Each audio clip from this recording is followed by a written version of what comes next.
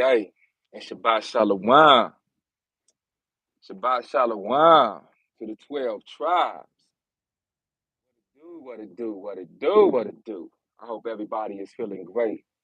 I hope everybody is allowing this cool weather to soothe their skin and to get out here and to marinate, meditate, and to think about the things of the Most High today. Think about the things of the Most High today. Okay? You know, they've been hating on you since you was a child. They've been hating on you since you was a child. They've seen your light. They knew about your light. They knew you was special when you was in your mama's womb. Some of these people have been watching you through your parents before you was even conceived. A lot of the hatred you receive in your life, it didn't even start with you. It started with your mama and your daddy. People seeing them get together. People seeing them making moves and moving a certain way in preparation for your coming. You know, when you have a call on your life and you have a special purpose in this realm, the Most High isn't just focused on you. The Most High is also focused on your parents.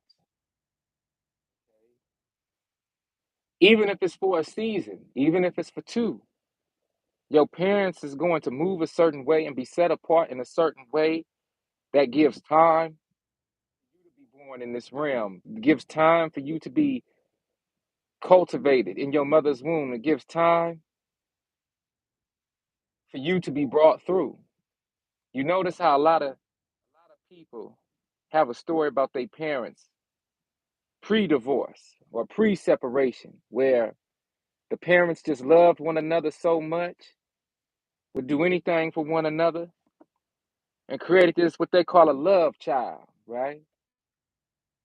Love child. Well, during that time in their life, that season in their life when they was getting together and they was contemplating and feeling this push and feeling this urge to create a vessel that would house this divine, purposeful spirit, which would eventually be you.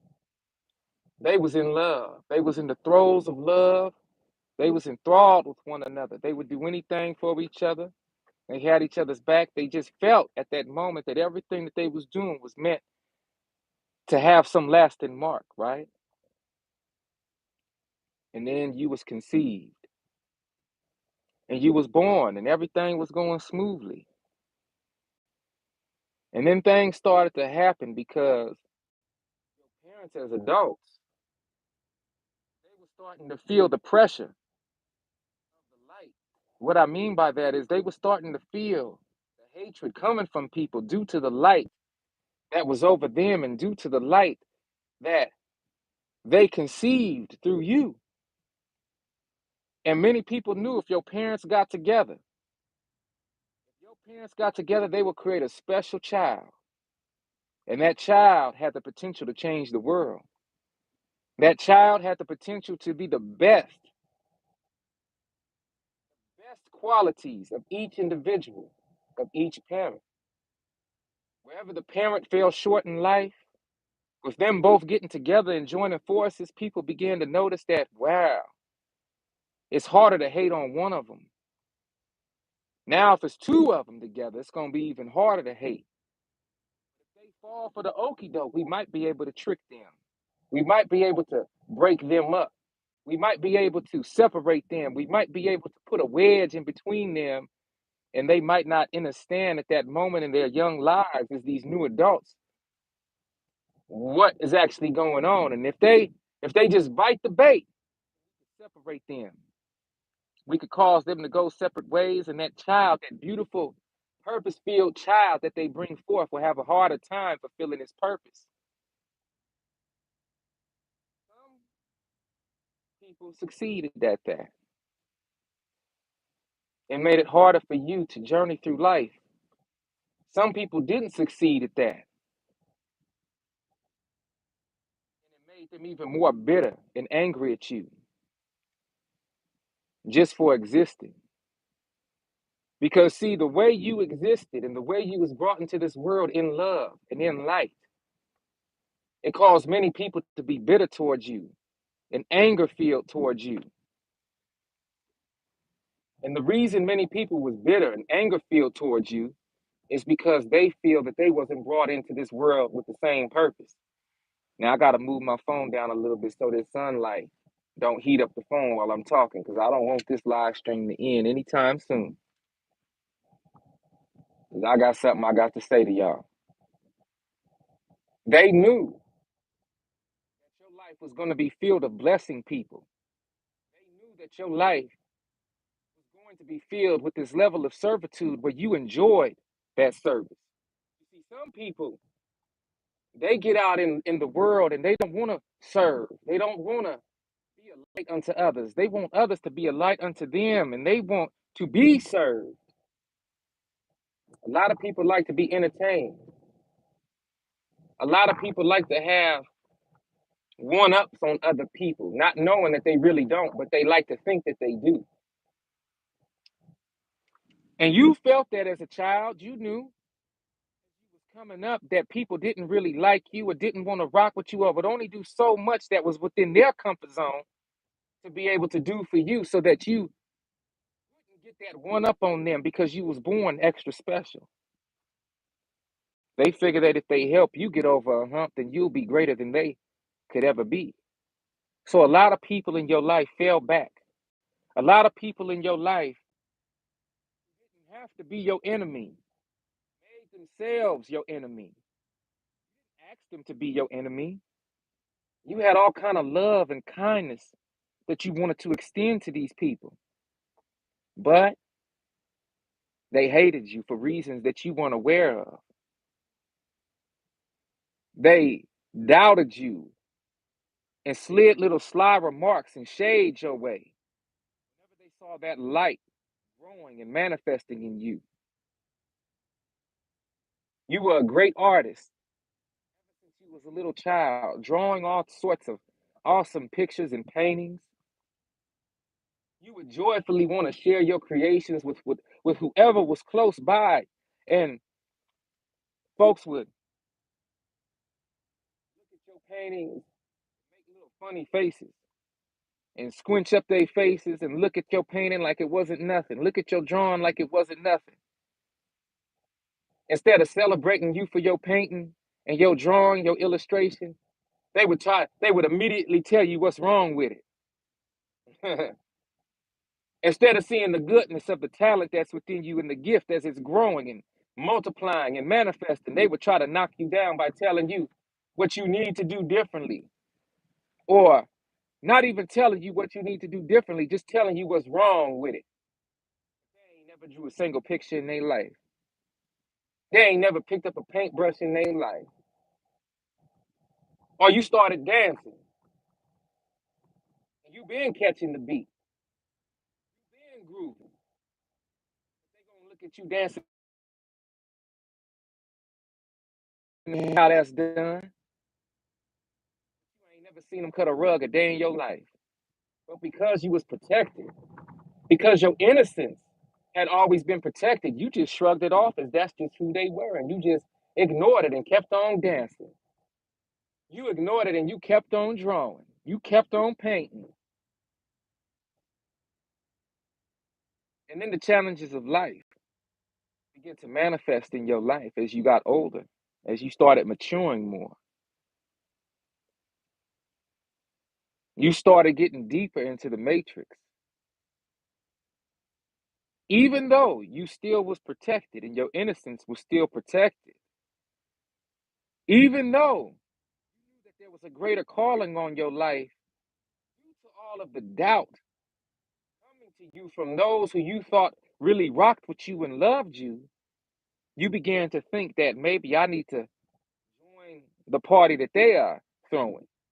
Maybe I need to get further in this matrix. Maybe I need to dive deeper in this thing, and maybe there I could receive help from other individuals who might be talented like me or might have the same skill set of pursuits as me, not knowing that your light was so strong and glowing so brightly that when you met these other individuals, they too would see that light in you, and they too turn their back on you, and they too jealous of you and envious of you, all because they saw in you something that you still did not recognize in yourself.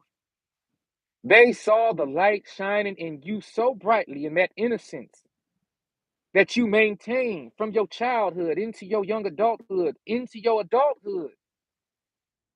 They knew that that light had somehow been dimmed in their own selves because they bit the bait and they decided to allow their hearts to turn cold because somebody hated on them and they wasn't strong enough to get through the doubt that they was confronted with. Now they see you and they see everything in you that they could have been had they just held on another day. They see everything in you that they could have been if they didn't believe the doubt, if they kept that childlike mind, if they kept that flourishing imagination, if they kept grinding, kept pursuing their dreams because they stopped. They see that same drive that they used to have in you. Now you are direct competition. Now you are everything that they hate because they see themselves in you and they hate themselves so much for stopping that now they got to turn that hate on you. They saw that light brightly in you when you was 12 years old. They celebrated so much within their heart when they saw your mama and your daddy separate. When they saw your original support group separate. And that separation had nothing to do with you, but they saw it. And when they saw it, they celebrated inside of themselves. Their mama and daddy had already separated. They felt that, hey, if my mama and daddy separated, to the club. Now let's see if that light can still shine bright. Now let's see if you can still push forward in your gifts and your talents. Now let's see if you can achieve your purpose. Even if that wasn't articulated to you verbally. See, actions speak louder than words. See, it's the actions of folks that you got to pay attention to. People will smile in your face and stab you in the back so quick it ain't even funny. People will look at you, people will see you to that rim, getting ready to score a point, and they'll do everything in their power to block you. And if they got the rock in their hand, they'll do everything in their power to look the other way, knowing you are in the best position to score for the team. Knowing you have the hops, the skills to pay the bill and dunk that ball if they just throw you the alley oop. But people gonna look at you running by that hoop. They gonna look at you getting in position down there on that block, and instead of shooting you that dime pass, diming that rock to you, you know what they gonna do? They gonna look the other way in hopes that that ball gets stolen. They gonna look the other way at that other player and throw the ball at him when he ain't even looking. Throw the ball at her when she ain't even ready for the pass, hoping that that ball gets stolen. Any excuse that they can have to say, I'm gonna do whatever it takes not to pass that ball to you. I'm gonna do whatever it takes not to throw that rock to you. I'm gonna do whatever it takes to ignore you and your advancements because your light is too bright. As you started to mature and started to realize that you was a what they call a lone wolf, been feeling this early on your way to school, walking to school, on your way walking to the library, on your way catching the bus by yourself. You would sit down by yourself and you would hear everybody talking about nonsense. You be trying to figure out a way how to advance in this life without doing nothing strange for a piece of change, without selling your soul, without without adding discouragement to your life or bringing pain to your family. I thank y'all for the likes so far and the thumbs up. I thank y'all for that. I hope that y'all are doing well today. You would just be moving along. It came to a point in the journey of your life where you realized, hey, if I'm going to do anything in life, I better keep my prayer game tight. I better keep my prayer game right. I better be in obedience to the call and give my life to the best of my capabilities. And I better keep on going. You realize this at 10 years old, 11 years old, 12 years old, whether you was able to articulate it or not, you realized it. You realized that it was people who didn't have your best interest at heart, and instead of complaining about it, you just kept on pushing forward. You could feel people didn't have your best interest at heart. People would try to distract you by giving you things, by trying to throw you off, by presenting you with substances that wasn't good for you. People would try to throw you off by blocking you and not connecting you with individuals who could possibly help you on the next level. People saw your light and wanted to control that light. People knew they had that person that was looking for a talent just like yours. And instead of them leading you to that individual or leading that individual to you, they said, nah, because if I do that, then that person gonna be greater than me. You gonna be greater than me. You gonna have a one up on me, and I just don't trust you enough to turn back around when you get put on. I don't trust you enough to do what you say you gonna do and what your purpose is, and you come back to little old me and help me. So because people's hearts then got cold, because people's minds then got blocked off to you from the standpoint of what you could actually do to help the community, what you can actually do to put you and your people on. They gonna say, nah, I'm not rocking with you no more. I don't trust you. And it's all because they don't trust themselves, you see. Again, it's the light that's in you that causes so much hatred. It's the light that's in you that makes people look at themselves and doubt themselves even further. It's not your fault. And every time you felt that hatred, what did you do? Every time you felt that doubt, what did you do? You didn't get to hating and doubting them. You spoke life to them, whether they knew it or not. You knew they wasn't going to help you, so you tried to figure out ways to help them advance and show them that it was okay to help another person advance. You don't have to worry about competition. You don't have to worry about me competing with you, brother. I got your best interest at heart. But I came to you because you was in position, so I thought to be able to help me. I thought you knew my heart. I thought you knew my mind. I thought you knew what I was in this thing for. No.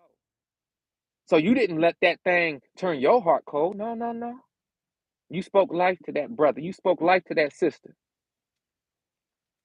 You did whatever it was that you could do to help them see that you was willing to move forward together.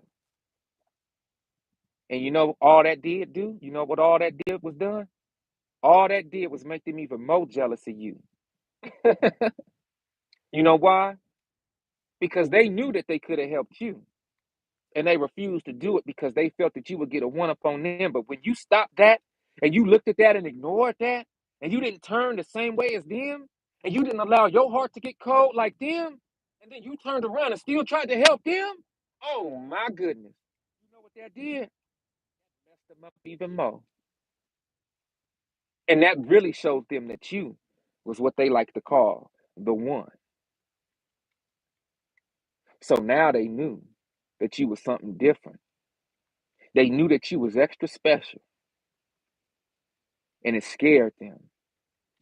When you didn't join they wicked crusade, it frightened them. When you decided not to go into the depths and the murks of life, but you decided to stay standing out and decided to keep that light of the love of the Most High over you, that frightened them. So they began to separate themselves from you. They began to go on those trips and those vacations. They began to post them pictures online. You was just talking to them yesterday. You was being so transparent with them. You didn't know nothing about them finna be on their way to Cuba. You didn't know nothing about them finna be on their way to the Bahamas. You didn't know nothing about them about to head out to Africa. You didn't know that they was gonna be going for the next 2 months, and you was just with them. They leave, and then you find out they gone online. You find out they went on that vacay online, didn't get an invite.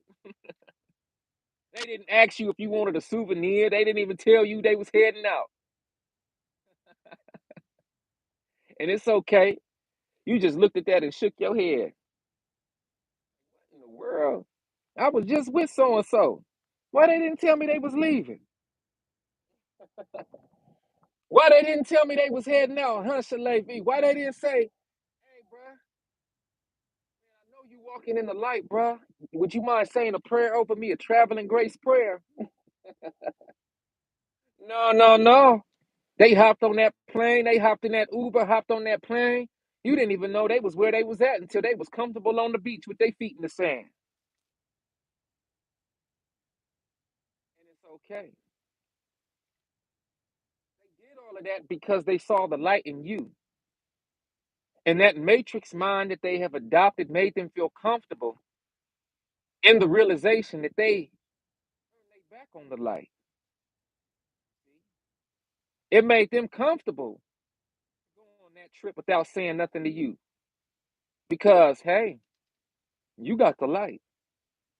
That was their way to have one up on you. Because if you recognize how special you are, and you recognize that all you need is the Most High in your life to do whatever it is that you called to do, that makes them upset. But that also gives you all the power, you see. They forgot that. They was resting on themselves. They was leaning on their own arms. They was leaning on the arm of mammon and money and the matrix mind. They was listening to those low frequency demons that tempt all of us from time to time. And those demons got to whispering in their ear, making them feel justified for how they was treating you. Made them feel justified to ignore you at that hoop when they could have tossed that alley-oop towards you. But instead, they're going to throw the pass out of bounds. Throw it into the crowd. Anything to keep you from scoring. And it's okay. You began to mature. You began to get along further in your journey. And the more adept you got at what it is you do, the more masterful you got at what it is you do, the more the truth individuals, how they really felt about you began to come out. By this time, you're used to it because most of that energy that you felt, it was always coming from those closest to you. See, originally, it was coming from those who you was in class with every day. You didn't know your siblings felt some kind of way about you. You just was watching the TV show Pete and Pete, and you would watch Fresh Prince of Bel Air, and you just thought the sibling rivalries was what it was. So you didn't know. It wasn't until later on in life that you realized that your siblings had a major hand in hating on you too. Yeah, it's a shock when that true reality hits. It's a shock because all of those people who you thought was in your corner, those roommates, forget a roommate, roommates. All of those folks that you thought should be rocking with you because you had the same blood as them. All them folks you thought should be rocking with you because they was your kin folk. Because your grandpappy and your grandmama was the same people. All them folks that you thought was supposed to be rocking with you because you was from the same block. Because you ate off the same plate. Because you shared the same drink, the same soda water. That sugar water. Because y'all ate the same Sam sandwiches. You thought that they was rocking with you. Because y'all was in the same condition together. Little did you know that they always saw that light in you. And they knew that one day, due to that light being so strong in you, you might decide to up and leave them. And if you up and leave them in the darkness, if you up and left them when they light wasn't fully manifested yet, then they was going to be scared of that. They was going to be frightened at that. They couldn't help you. They couldn't do anything to give you that boost because they was afraid. They saw talent and gifts in you that they wasn't blessed with. They didn't realize that each and every one of us have a unique talent and calling over our lives. Instead, they were so focused on you and your gifts and talents that they never took time to cultivate their own. They never took time to take those long walks alone. They never took time to meditate when they was on that bus ride alone. They never took time to think deeply when they was walking home from school. They can't handle the muchness. That is how the Most High stuffs all the light in his chosen avatars. That's all. Only viewers, only viewers of you see it. You know, that's the crazy part about it. Just like little Simba, who was born the prince and then made the king when his daddy Mufasa passed away and was killed. Simba was a young cub. All the while his daddy was alive, he had the confidence of a king. He had the confidence of a prince. But as soon as Mufasa was killed, that confidence went right out the window and Simba forgot who he was. Simba didn't realize that everything the light touches was his because he was the light. Simba went into hiding. And that's what many of us do, who are encapsulated with the light. When we realize them hyenas, them nasty-minded uncles is after us, some of us forget our calling for a moment. Some of us go into hiding for a moment because the pressures of all of the hate is too strong. But the Most High never removes his hand from us. The Most High never leaves us in those moments. When we think we are in our darkest place in life, that is when the Most High is shining his light brightest on us, reminding us of who we are. And somehow, some way, we find a way to cultivate those gifts and talents. Somehow, some way, we find a way to go to that mountaintop. We take that long journey. They call it a dark night of the soul. When you are confronted with all of the temptation of life, when you are confronted with all of your demons, they're not your demons from the standpoint of you wanting to cultivate and feed them, but they are those energies, those low vibratory energies that seek to cleave unto you, whether you know it or not. Putting that temptation in your face, the same way the devil tempted Yahshua. You see, Yahshua was feeling all that hatred. Yahshua was feeling all that doubt, you see. Yahshua knew that when he was born, when he was just a little boy, he had that light of the Most High in him. And people saw that in him. Okay. People was growing uncomfortable with his presence from a very young age because they knew if that boy grew into a man, he would change the world. You see, little sister, you have the light in you. They see those braid designs that you be kicking up. They see how good you be dancing, how clean you be dancing and gigging. They don't want you to praise dance, though. They don't hope you praise dance. They don't hope you lead a dance troupe of thousands of young sisters just like you, who are beautiful just like you, who have the gift of praise dancing like you and served and honor the Most High through that gift. Nah, they want to present you with substances. They want to get you drunk. They want to get you high. They want to throw money in your face and get you thrown off. So one day you might take all them divine gifts you was given to praise dance and use it for the devil and get to stripping and dancing on that pole. Anything that they could do to divert the truth that was placed in you, they want to use it for a lie.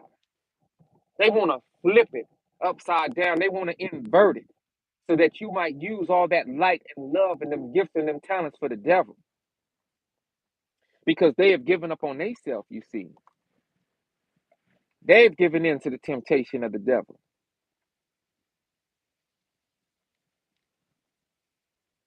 People are going to look at you crazy for living your truth.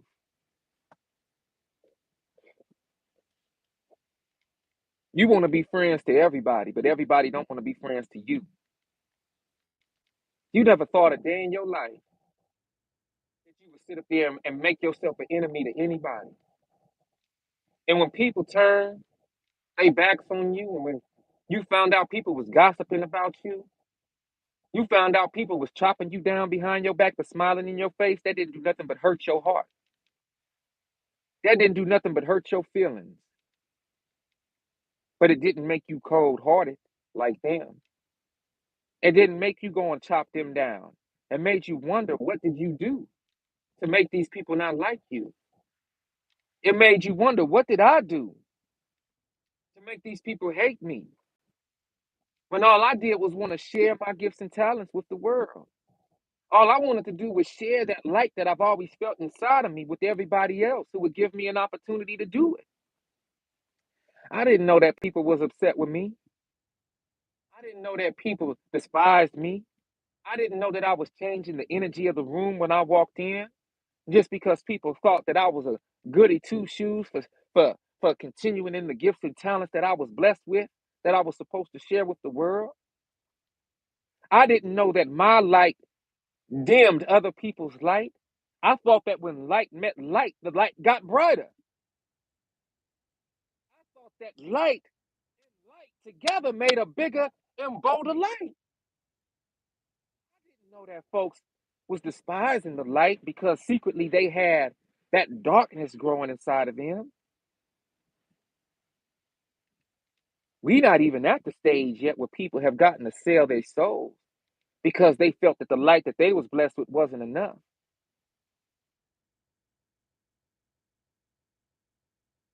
You see, we haven't even got to the point yet where people then figured out a way to give their light, the little bit of light that they had a chance to cultivate, to the devil. We didn't know that. We didn't know that people was actually out here selling their soul, the soul that they didn't even create. They was positioning themselves to give it away to the enemy of the Most High. We didn't know that. But we know that the selling of the soul is a real thing because Yahshua himself had to deal with the temptation of selling his soul. That devil is slick, ain't he? That devil came to Yahshua one day when Yahshua was feeling the hatred of the world. Yahshua had to recharge. Yahshua was looking at his siblings and all of his folks and all of the people who were supposed to be rocking with him. He said, I got to get away from these cats for a minute. I think I'm going to have to go up to the mountain and recharge for 40 days and 40 nights. I think I'm going to have to step away for a minute. These folks acting like they care about me, but look, as soon as I leave for 40 days and 40 nights, ain't nobody chasing after me. Ain't nobody looking for me. That's right. Flame on and the roaches scatter. Turn that light on and you see everybody scurrying in front of you. Yes, your soul to sell, but it's not yours to sell. That's the first lie the devil presents you with. The devil tries to make you think that that little light of mine is mine to sell, is mine to bribe with. The first lie. The second lie that the devil is going to tell you is that if you sell your soul to him, he's going to give you everything you want and you're going to be able to enjoy it. You see. But you never fell for it. You kept on pushing. The devil came to you and tried to position you and proposition you with things that was everything you ever wanted. All you ever wanted, the devil came to you and put it in your face and said, if you just sell your soul, if you just bow down to me, if you just forget the blessing over your life that the Most High is giving you because the Most High is making you work, the Most High is making you cultivate this thing. The Most High is putting you around folks that don't like you to test you. But you, with me, you don't have to be tested. I'll give you everything you want right now. And everybody who hates you is going to love you overnight. You want that new truck? Everybody that hated you, but you didn't have that truck, now that you got that new truck, everybody going to be on you. Oh, you want to be that movie star? Oh, but your light is too bright for Hollywood. They know that the Most High is with you. That light is too bright. They never going to hire you for that breakout role. They never going to hire you to even be an extra. When that camera's rolling, ain't nobody going to see you, bruh. So look, if you just sell your soul to me, I'm going to make sure that everybody knows your name. I'm going to make sure that everybody knows your voice. I'm going to make sure that everybody sees you. See, that's how the devil come to you. The devil come to you when you feel you at your lowest. But see, when you at your lowest and you feel you at your lowest, that's when the Most High is carrying you. When you feel that you are at your wit's end, that is when the Most High got you. But if you get to squirming and trying to get out the arms of the Most High, and you don't like that he carrying you no more, and you try to break free of the Most High, guess what?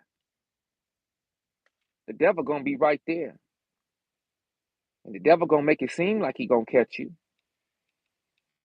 But the devil gonna have his hands out like this. Hold on. Hold on. Let me see if I can hold this phone. The devil gonna have his hands out like this. I'll catch you.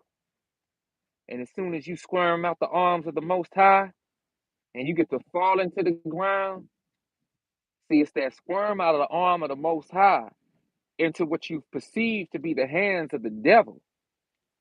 And it's that in between while you free falling. That's why all that false goodness is happening. Have you ever jumped off at one of them jumpy houses into that cushion mat? While you falling, you just in bliss, ain't you? While you falling, you just free falling. It's not until you hit that mat or hit that mat and bounce off and hit that hard flow that you realize, whoo, I thought somebody was gonna be down here to catch me. That's when the devil moved his hand out the way and you just flat right on the ground, right on the floor. And then you got the nerve to look up at the devil like he was supposed to catch you. You got the nerve to look up at the devil like he gonna help you up. And the devil's job is to look at you and just laugh at you. The devil's job is to trick you and deceive you. But nah, you different. You decided that you was gonna take the long route. You decided that you wasn't gonna sell your soul. You decided that you was gonna stay in service to the Most High. And because of that, the people closest to you hate you even more. Because of that, the world hates you even more. Because of that, you have even more obstacles in front of you, even more blockages in front of you. But through all of that, you have the creator of all things rocking with you. Because of that, your talent has increased. Because of that, you've gotten to the swing of what it means to stand alone in this realm, knowing that the Most High got you at every loop and turn. Because of that, your character has grown. Because of that, your light is shining even brighter now. And now your light is shining so bright that when those who want to be wicked step into that light, they have no choice but to be affected positively by you. That's why they have to smile in your face. That's why they have to put on a mask. That's why they have to make it seem like they rocking with you because your light is too bright when you in their face. Your light is so bright it hides their deception. Your light is so bright it hides the ill intent that they have for you while they around you. It's not until they leave out of your presence that they are covered in that darkness again, and that darkness that's covering them grows and expands. That's why they couldn't tell you what they had planned. That's why they couldn't tell you about that trip they planned on taking. That's why they couldn't invite you along for the ride. That's why that new show, that concert that they was going to, they didn't get no ticket for you. That comedy show. That's why that expensive dinner that they went on with all of their friends, they couldn't invite you to that. Because if you were sitting at that table with them and all their friends saw you sitting down, everybody that they gossiped to, everybody that they was gossiping about you, that would give their friends who haven't recognized their deceitful ways. Good evening, Queen Sister. That would give their friends who haven't seen they deceitful ways yet, who been chopping you down, who they've been chopping you down to. Now they would get to see you for themselves, and they wouldn't see who the gossip was about. They wouldn't see that. They would see your light, and your light compared to the gossiper's darkness would show the truth. And those who was lying on you, those who was deceiving you, those who was hating on you, you're very welcome. I hope that them smells, them recipes, and all them spices and them seasonings is cooking up good. Blessings to you as you cook that meal tonight. These folks, they're going to hate on you just because you cook better than them. And instead of asking you what the recipe is, what seasonings you use. Oh, she just thinks she could cook better than everybody. She always trying to have a barbecue. She always trying to have a cookout and cook all the meals. She always want to cook the stuffing and the fried turkey and the greens on Thanksgiving. She always want to be the one to cook the brownies and the cakes. They hating on you, but they still eating your food. They eating it while they despising you. You see, these people will do anything to throw you off from the light that you have inside of you, to get you to join their pity party. They will do anything that they can to get you to cross over to the dark side, side of wickedness, side of evil. But for some reason, you never bit the bait. For some reason, no matter how many dangling carrots of hate they put in your face, you was able to maneuver around that. You was able to bypass that. You was able to stand strong in the face of opposition because your strength wasn't of yourself. Yahshua tells us in Matthew chapter 12, verse 48, 49, and 50. Actually, let's start at verse 47. Then one said unto him, Behold, thy mother and thy brethren stand without, desiring to speak with thee. But he answered and said unto him that told him, Who is my mother? Who are my brethren? And he stretched forth his hand toward his disciples and said, Behold, my mother and my brethren. Whosoever shall do the will of my Father which is in heaven, the same is my brother, my sister, and my mother. You're going to come to a point in your life when your kinfolk ain't just going to be your skin folk. Because we realizing the farther we get in this thing, all skin folk ain't kinfolk. You're going to realize the people that was raised up with you, the people that was in your house, the same people that you had to sit on the floor to eat your breakfast, lunch, and dinner with. The same people who sat at that dining room table with you. The same people who walked to the store when your mama gave y'all a list to go grocery shopping.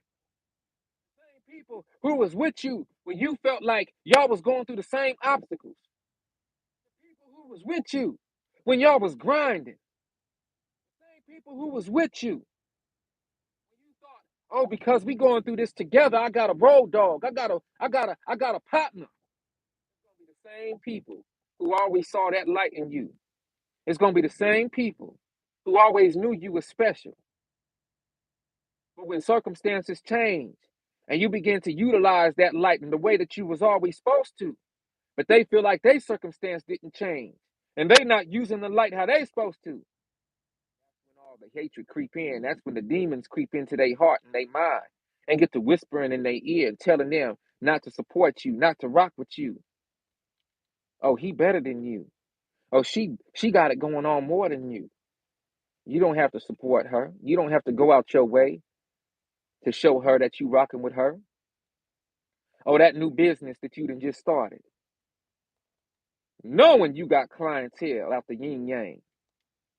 And all your clientele is mad at you. All of your folks that been seeing you cultivate this gift day after day, month after month, year after year. Now you ready to showcase it to the world. You would think that they would be the first in line to get that haircut. You think that they would be the first in line to solicit you for some box braids. You think they would be the first in line to buy that plate that you like to cook. Knowing you the best, knowing you got the best cornbread. No, they want to spend that $12 on Red Lobster. Now the night that you got them plates going and you've been promoting them plates all week, knowing you sell Sunday dinners. They want to go on Sunday and they want to go to Cracker Barrel. Knowing you was promoting all week.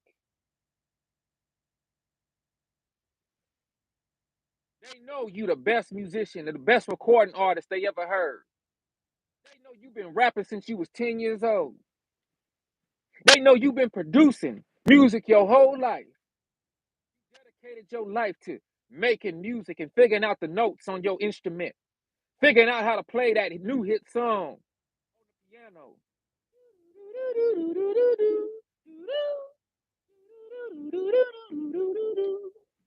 Every time Casey and JoJo dropped a new song, you was on it.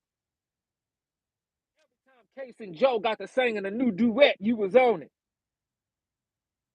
Every time the Temptations had a new movie made, you was out there boom, boom, boom, boom, boom.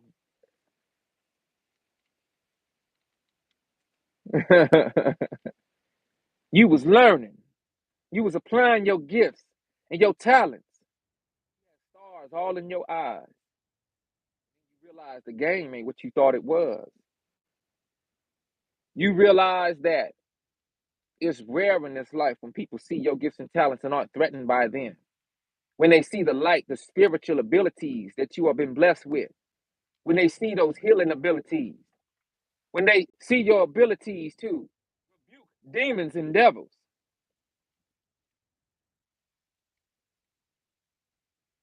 They want to go on and cleave on to the lower frequency vibes. It's not your fault. You was called for a reason. It's only your fault.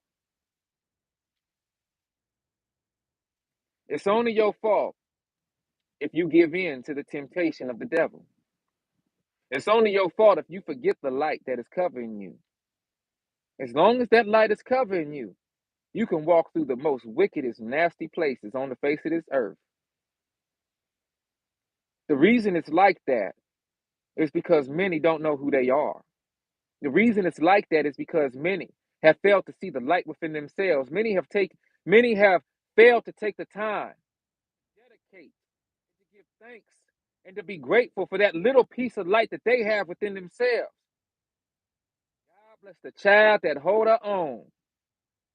You see, when you can recognize that little spark that's within you, and you are grateful for that spark, not comparing it to anyone else's spark, as if to say, oh, their spark is bigger than mine. When you can look at another person's spark and allow that spark to inspire you, that is when you want to combine sparks. And like I said earlier, when you combine light with light, the light doesn't diminish, the light only grows. Light and light don't mute itself out. Light and light grows. The room gets even brighter.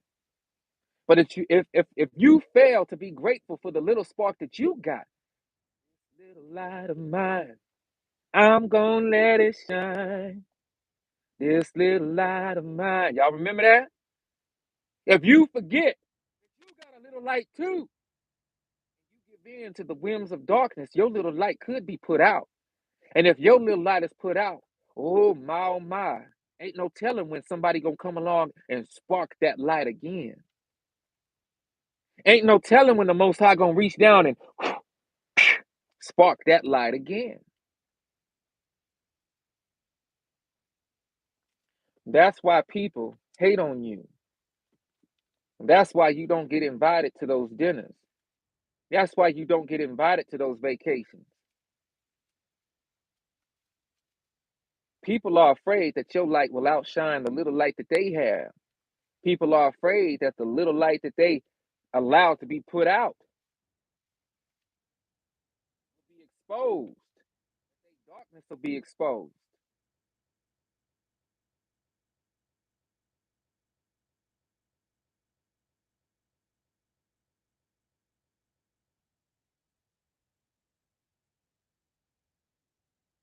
Counsel in the heart of man is like deep water, but a man of understanding will draw it out.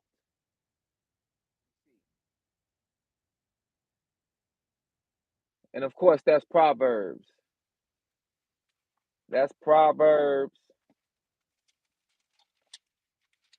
20, verse 5. Most men will proclaim everyone his own goodness, but a faithful man who can find? The just man walketh in his integrity. Children are blessed after him. You see, I started this live stream off talking about your parents. You see, the hate you receive a lot of times, it isn't because you just new to the scene. No, it's because you are another emanation and reflection of the people who birthed you into this realm. Some folks hate your parents so much that they hate everything that came from your parents, including you. In the same way they hate your parents, is the same way as you continue to mature and grow, they're going to hate you. And if you allow that light to continue to shine, guess what they're going to do? They're going to hate your children too. Hello, Miss Shirley. Welcome for joining us today. So you see, there's a lot going on in the world that we aren't aware of. There's a lot going on, a lot of wickedness in high places. The places, the heights that you want to reach and achieve. Unfortunately, a lot of those places are consumed in wickedness.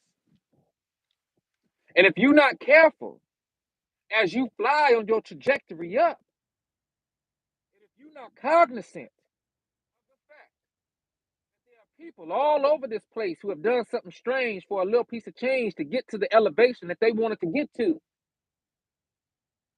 then you will be utterly surprised when it's time for you to walk through that door on that 30th floor.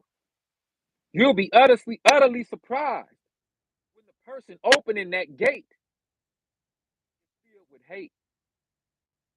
You'll be utterly surprised when the person sitting next to you wants to see your demise because you didn't know that they had an ill feeling towards you and everybody liked you who was filled with the light. Smiling faces, smiling faces, smiling faces do what? Those lies that people believe daily in their hearts, those lies that people believe is the truth, is what justifies them, or what they think justifies them to do the things that they do. And even then, you never gave up. You never gave in because you remembered you was born a champion and you was made to win. You never stopped journeying on your walk when it got hard and difficult. You remembered the footprints in the sand. You remembered that those footprints in the sand were not your own. They were those of the Most High who was carrying you along the whole time. Whenever you had a victory in your life, you didn't take it into yourself. See, you didn't proclaim that victory as being one of your own for your own. You gave all the glory to the Most High. Most men will proclaim everyone his own goodness. A faithful man who could find. See, a faithful man is going to take all of those victories, and a faithful man is going to get on his knees and give thanks for that victory. And give all the thanks to the Most High who created him to do that thing. See, a faithful man isn't going to think he did it on his own recognizance. A faithful man knows that he is a vessel of the Most High and is being used in that particular moment. But a faithful man also knows that that moment is of the Most High because the next moment he might falter. The next moment he might give in to that temptation because the devil now has a target on that faithful man. You see, once you give in to the devil, once you sell that soul, you no longer have a target on your back, you see. The devil ain't worried about everybody whose soul he done already collected. No, the devil's job is to collect the souls he ain't collected. The devil's job is to come to those who have the light shining so brightly that the devil is afraid and have to get that light knocked down. You see, the devil is afraid of your light. So the devil's going to send any and everything your way to get that light put out. And if you can help the devil by putting that light out yourself, oh my, you done just did the devil's job a million times over. You did for the devil what the devil couldn't do in himself. That's why you must not give up. You must not give in because you was born a champion. You was made to win. Shout out to everybody just now joining the live stream. Shout out to everybody that will not give up and will not give in because you recognize that you too were born a champion and that you was made to win. Shout out to everybody who's known the truth since they was children. When I say the truth, I'm talking about the truth of you being in the body of a Mashiach, of you being in the body of light, and you being in the body of goodness and righteousness. When you're in the body of goodness and righteousness, it doesn't mean that you're not going to make a mistake. A brother named Young Brett said something. He's a rapper from my area, from the Bay Area. And he said, it's not that good people don't do bad things. Listen to me carefully, y'all. It's not that good people don't do bad things. It's just that when good people do bad things, they feel bad about the bad that they did. It's not that good people don't do bad things. Good people just feel bad when they got to do bad things. Good people, when they do bad things, they don't relish in that badness. They don't celebrate that badness. They don't try to figure out how to master the badness.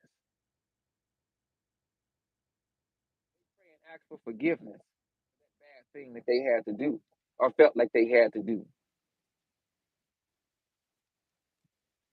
For by grace are we saved through faith, and that not of ourselves, it is the gift of God.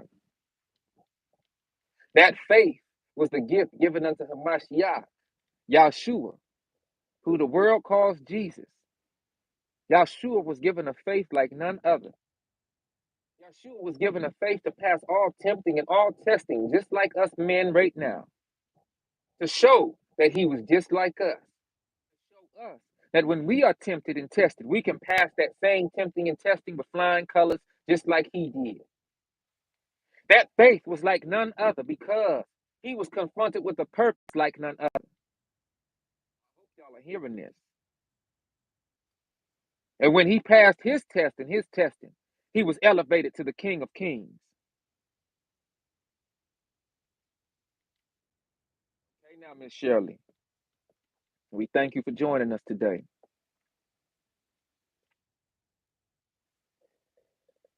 Everything in these scriptures, whether you're dealing with the old covenant or you're dealing with the new covenant, there's a shadow of things to come and a reflection of the things that you need to be marinating on daily in order to build yourself up towards the Most High. Now, when I say build yourself up, I'm not talking about Nimrod and the Tower of Babel. I'm not talking about building yourself up in a haughty, high-minded sense of being so that you can try to elevate yourself as the devil to be like the Most High, to be worshipped like the Most High. That ain't the type of building up I'm talking about. Don't get me misconstrued. Don't get me twisted. I'm not talking about that kind of build up. The type of building up I'm talking about is the build up of character, the build up of high spiritual morale, the ability to utilize the moral compass that you have been blessed with. That's the type of building up I'm talking about.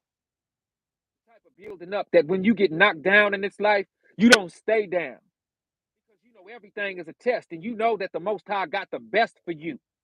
All you have to do is keep on going.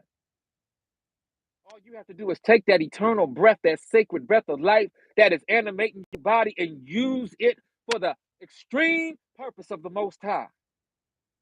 We live in a day right now where the devil done got so many of us confused. We don't know how to use these gifts and talents no more for the Most High. I'm guilty of that. Remember, I told you before, y'all know I'm a musician, I'm a recording artist, amongst other things. And I use that blessed writing ability that I had. I use that gift to articulate. I use that gift to produce music. I use that gift to rap and sing for the enemy. A part of my life I'm very grateful for. Yeah, I said it. I'm grateful for it. Because see, when the Most High don't put your light out and you don't sell your soul, but you using that light erroneously, the Most High is gonna keep his hand on you and guide you through the storms of life. And once you are brought out that storm of life and you able to look back and you see all them clouds and that thunder and that lightning you just came out of, when you see all them hurricanes and them tempestuous winds that was blowing you to and fro and causing you to sway back and forth, before you knew how to say peace, be still, you have a testimony. Because now you know the Most High is real. You see, when we use our gifts and our talents for wickedness, and we use our gifts and talents the wrong way, little did we know that we were growing into a testimony for the Most High's purpose and cause. Because one day you're going to be waked up. You're going to be awakened to those erroneous ways. You're going to be set back right on track. back on the right track. And when you set back on the right track and you doing the will of the Most High now you're going to be able to go back and reach back to your brother and your sister. And you're going to be able to use your life as a testimony to them, especially if they are on the wrong track as well. Everything works to the goodness of the Most High. Oh, this is a blessing. This is a blessing. I need y'all to hear me today. People are going to see that light in you, and they're going to make themselves your enemy. You didn't start off wanting to be nobody's enemy. Matthew chapter 8:26 tells us, then he arose and rebuked the winds and the sea, and there was a great calm. There was a great calm because all of the storming that was going on around was a sign of the tempestuous winds of life, getting tried every day, getting hated on every day, getting tested every day. People want to, what we say, test your gangster. But they didn't realize that you was a spiritual gangster. They tried to bury you, but didn't realize that you was a seed. And you wasn't no faulty seed. You was a seed that if you was covered up the right way, watered the right way, lighted the right way, that you would sprout. Yes, when you sprouted, you might have been a small little tiny sprout. But the Most High didn't allow nothing to come and pluck you up. Instead, you was watered some more. You was given more light. You was given more warmth. You continue to grow. You continue to be cultivated by the Spirit of the Most High. While you slept, you was being ministered to by the holy angels. When you awoke, your path and your steps was being guided ever so carefully. You wondered why things that was happening to so-and-so wasn't happening to you. You wondered why when you was confronted with that same form of opposition, you was blessed to get through it. You wondered why when everybody around you was getting knocked down, for some reason, you was getting moved out the way and preserved and protected. It was all for this day today. It was all for this time right now.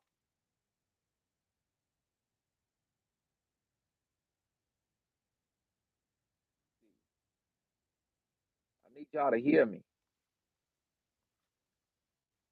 You see, Luke chapter 2, verse 40 tells us, and the child grew and waxed strong in spirit. You was just a little child. You was a little sprout. You was a little sproutlet. And that's when they did everything they could to mess on you, to begin to cause you to doubt, to begin to tell you, oh, that little piece of art you did, it's okay. Instead of telling you that's the greatest piece of art they ever seen. Oh, that song you sang it, you need to sing it like this. It's okay. I mean, Chris Brown sound a lot better than you. Wait. Hold on now. Anything they could say to throw shade at you because your light was growing every day. Instead of giving you words of encouragement and speaking life to you,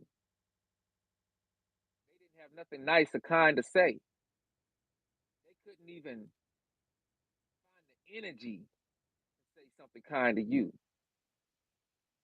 But it was all by design. You didn't allow that to let your heart turn cold. Instead, you allowed it to motivate you. You allowed it to push you forward, and you still said in your heart, well, when I get put on, I'm still going to take care of mine. When I get put on where I want to be, I'm still going to reach back down and see who I could pull up. And they hated you for that. Every time you took their hateful advances and you turned it around for the good, they hated you for that. Every time they used that darkness to try to cover you and you maneuvered up out of it and you stood into the light, they hated you for that. They was upset with you that you never sold your soul and didn't allow any demons to cleave onto you to be like them. They hated you for that. They hated you so much, they had the hatred of Herod. Y'all remember Herod? When he heard about the coming Messiah. He heard about the new king that was going to be born to the Hebrew Israelite people. What did he do? He hated what he heard so much that he pushed a decree out that every new baby boy should be killed to see the light of day, because one of those little baby boys might be the king that displaced him off his throne. Instead of creating an organization, instead of creating a decree that would say all the little baby boys can learn how to be a king like me so our nation could be strengthened, what did he do? He pushed the decree out in his jealousy and rage. He wanted to kill these little black baby boys that was born, so-called little black baby boys, because he knew that amongst these newborn children, one of them would be called the King of Kings. He didn't know that this was going to be a different kind of king. See, most kings the world loves. Most kings the world celebrates. Most kings the world appreciates because that king is of this world. He didn't know he was dealing with a different kind of king, though. He didn't know he was dealing with the king that was here to wash the feet of those who was not in the position that he was in. He didn't know he was dealing with a king that wasn't going to look down on those who was in a lower rung of society than him. He didn't know that he was dealing with a king who was going to walk with the pimps and the prostitutes. He didn't know he was dealing with a king that was like the people. He didn't know that he was dealing with a king that wasn't going to tell, that was going to tell the people, hey, don't you be giving me all the credit now. Give it up to our Father in heaven. He didn't know he was dealing with a king that didn't want to be celebrated. He didn't know that he was dealing with a king that was going to choose to come and walk and ride in on the back of a donkey instead of a big stallion. He didn't know he was going to be dealing with a king that wanted to walk through the hoods and through the trenches. See, he thought he was dealing with a king that wanted his palace and that wanted his gold and that wanted his throne. He didn't know he was dealing with a king that said, what gains a man the whole world but to lose his soul? He didn't know he was dealing with a king that wasn't worried about the riches that this world has to offer. When he found out that he was dealing with a king like that, he said, oh, go ahead. Oh, I thought you was going to be a threat to me, partner. I thought you wanted my throne. He thought he was dealing with a king whose mama and daddy was in position to put him on a sparkly throne. He didn't know that he was dealing with a king who was going to be born in a donkey and sheep manger. He wasn't going to be born with no silver spoon.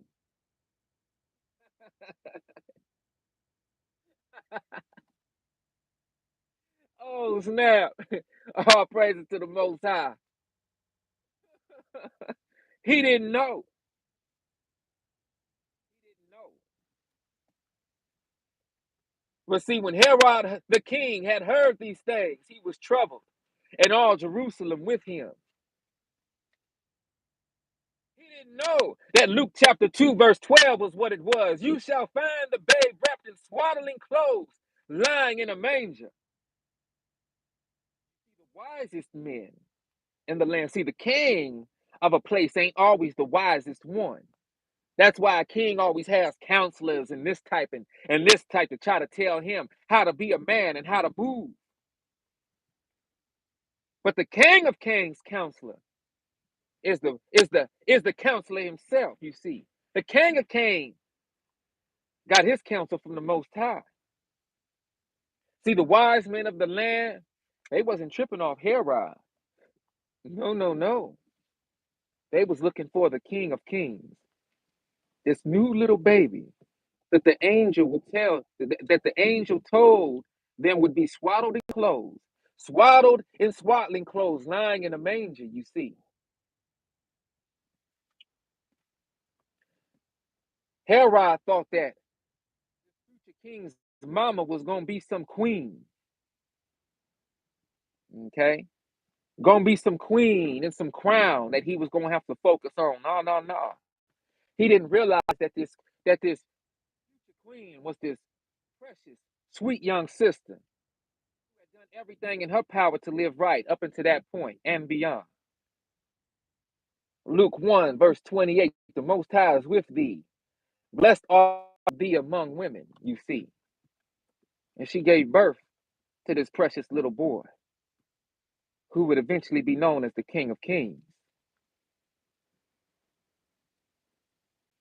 My point in this whole live stream and this whole discussion is that you was born special too. You was born with a calling and purpose on your life. And there's going to have to come a moment in time when you recognize that calling and you don't give in to the whims of any hate, any jealousy, any gossiping, any chopping down of you with words, and that you learn to look past that, and that you learn to cleave unto the Most High. Excuse me, y'all. I gotta wet my whistle.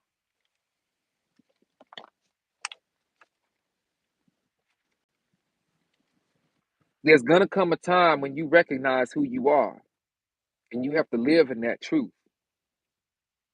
Now, as a man talking to my brothers and my sisters, I ain't never been one to tell nobody what they have to do. I'm only making loving suggestions. I'm making these suggestions because I too am just like you. I've been hated on. I've been ridiculed. I've been verbally abused. I've been chopped down. But Yahshua tells us, if the world hates you, just remember that it hated me first. That should give you hope. Because if the world hates you, if the world is talking about you negatively, if the world is doing all sorts of things to stop you, knock you, and block you, then that means that you have a divine purpose. And if you have a divine purpose, then that means you are on the right side of the fence. It's your job to remain on that narrow and straight path of righteousness. Never said that that path was going to not be rocky.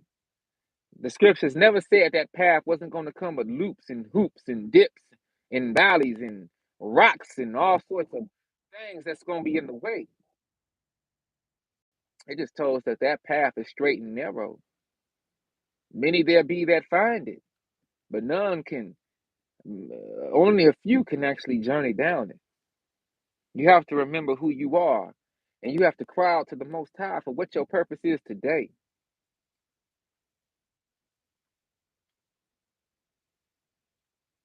We live in a beautiful time, y'all. We live in a beautiful time of blessings abounding. Abundant blessings, abundant resources. I'm looking out right now. I'm looking at all the trees and the leaves turning those fall colors right now.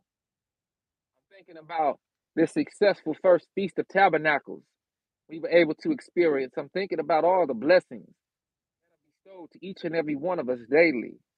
And all we have to do is but give thanks. All we have to do is lift our voice in praise. All we have to do is be willing to be called crazy by the world.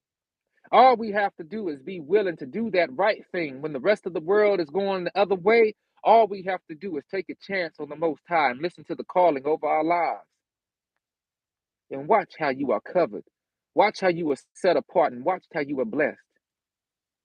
Oh, yeah, you are a strange and peculiar people, but you are a holy people. You are a set apart people. It's time to live in that set apartness.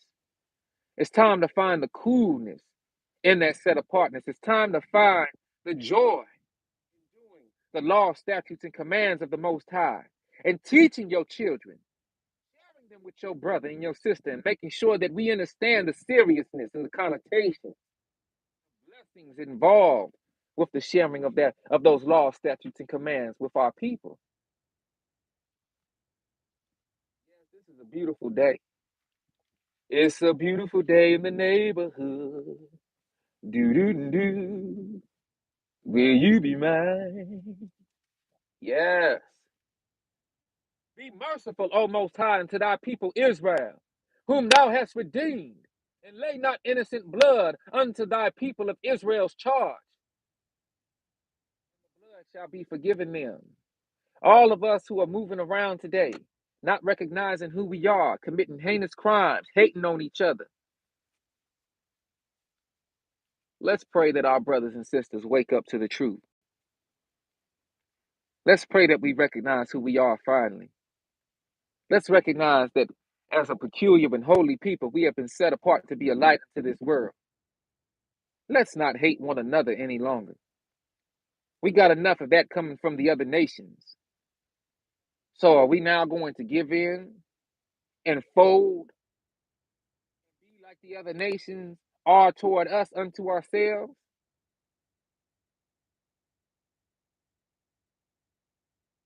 I see a lot going on today with the people who are placed in front of us as distractions.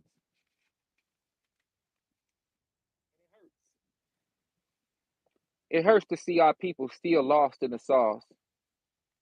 I get all sorts of YouTube videos recommended to me that ain't doing nobody no good, ain't meaning nobody nan bit of good. And it hurts that so many of us are still inundated with the distraction and find the joy in the distraction. But that's how I know where we are in this land today. That's how I know the word is true when it tells us that 2/3 of our people will be destroyed. That 2/3 of our people are not going to make it. So I do my best not to worry about the 2/3. I do my best to worry about the 1/3. Not to worry about those who have had a chance, who have heard the call being made but have refused to pick up the phone. Because those are the ones who is trying to chop you down. Those is the ones who is hating on you. Those is the ones who is going on the vacations without you and going to those dinner parties knowing that you selling plates tonight. You see? Those is the ones who've always heard you wanted to go to the Bahamas. And they ain't never said they wanted to go to the Bahamas.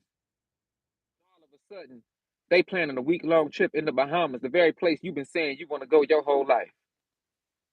You think that's a mistake? Nah, that's not no mistake. It's like that to wake your game up. Not the game in this matrix, but to make you realize exactly who you are. What you don't want to do, and this is advice, you don't want to grow a hatred heart, a hate-filled heart with how they've grown towards you. That's what you don't want to do. You don't want to fall for deceit. You want to be able to stand strong in this day. And you want to be able to show people that the Most High has got you covered by doing everything that you can do back towards the Most High. A byproduct of that is people will take notice of you and see what you got going on. And people will have no choice but to recognize you. I want to read something real quick. Give me a moment as I grab the Apocrypha. It was just placed on my heart to read. Give me one moment, please.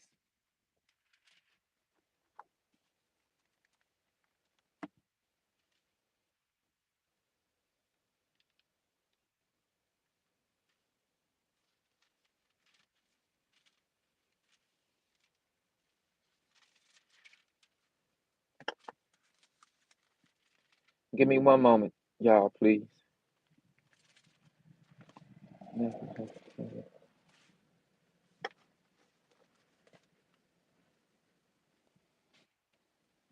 Let me get this hitched up. Y'all give me one moment. I got a couple books on me, and the wind is blowing particularly strong, but at the same time, I want to be able to not have my papers and my notes flying all around.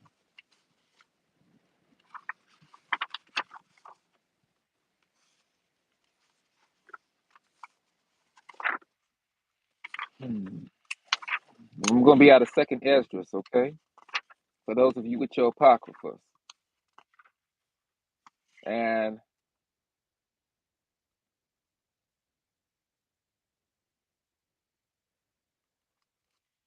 All praises. Okay, I'm gonna read from Second Ezra chapter 7, and I want to show you something. I'm gonna read this, and I hope that y'all are able to hear what I'm saying. Let's see, that sun is right there. Let me see if I can hitch that up now.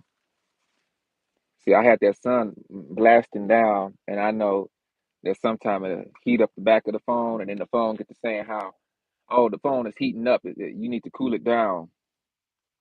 So I want to keep it low for a minute. I think we'll be okay for a moment.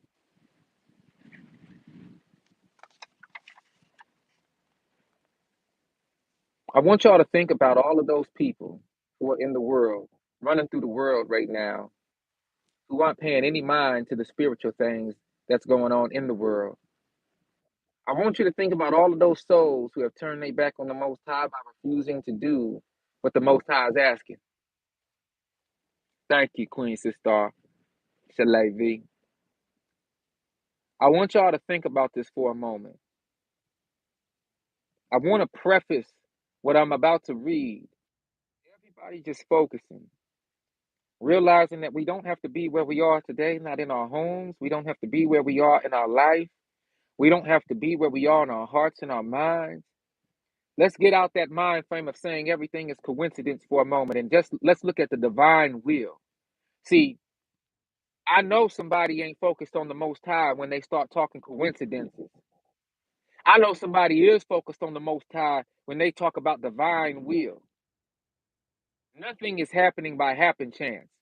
Everything is being rolled out by the Most High according to the divine will of the Most High.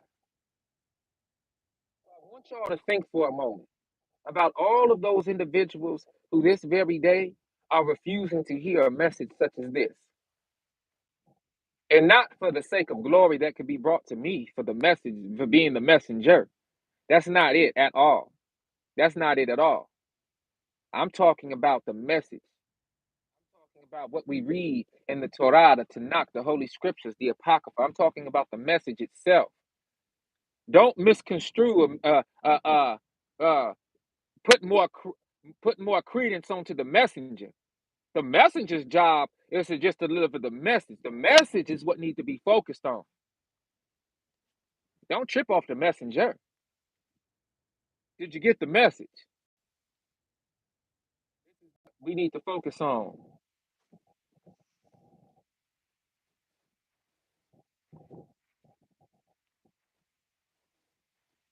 I want you to think about all of those people who had a chance at this life, whether here or gone. Loved ones, friends, people whose lives are destroyed by drugs, alcoholism, the streets, people who are no longer here in the flesh,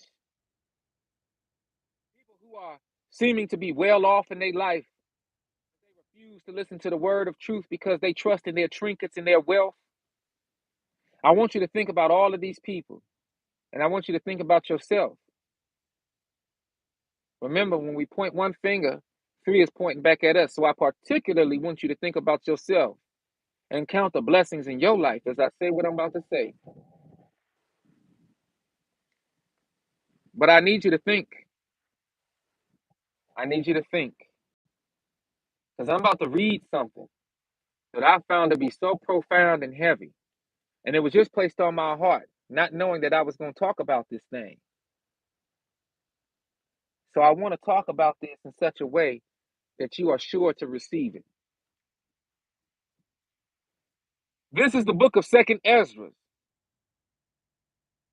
going to do my best to let this word explain itself. Verse 1 of Second Ezra chapter 7. Thank you for everybody joining us today. When I had finished speaking these words, the angel who had been sent to me on the former nights was sent to me again. He said to me, Rise, Ezra, and listen to the words that I have come to speak to you. I said, Speak, my Lord. He said to me, There is a sea set in a wide expanse, so that it is deep and vast, but it has an entrance set in a narrow place, so that it is like a river. If there are those who wish to reach the sea, look at it, or to navigate it, how can they come to the broad part unless they pass through the narrow part? Another example, there is a city built and set on a plain, and it is full of all good things. But the entrance to it is narrow and set in a precipitous place, so that there is fire on the right hand and deep water on the left. There is only one path lying between them, that is, between the fire and the water, so that only one person can walk on the path. If now the city is given to someone as an inheritance, how will the heir receive the inheritance unless by passing through the appointed danger?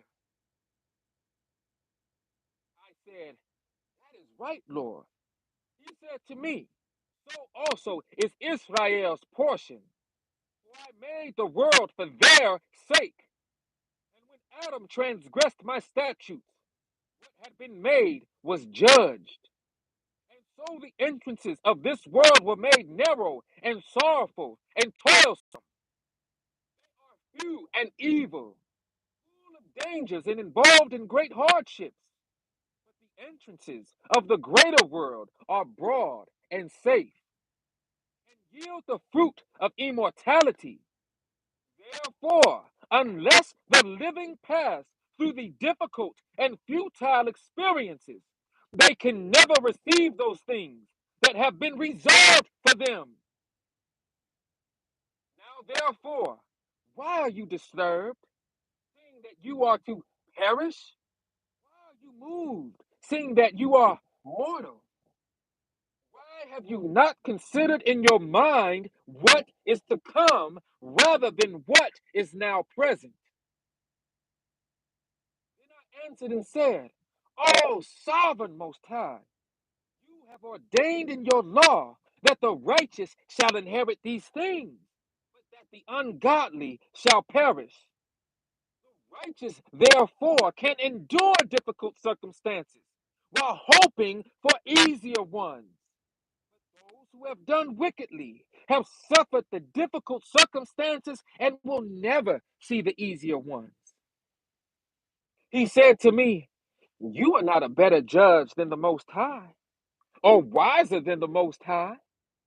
Let many perish who are now living, rather than that the law of God that is set before them be disregarded. For the Most High strictly commanded those who came into the world when they came what they should do to live, what they should observe to avoid. Nevertheless, they were not obedient and spoke against him. They devised for themselves vain thoughts and proposed to themselves wicked frauds. They even declared that the Most High does not exist.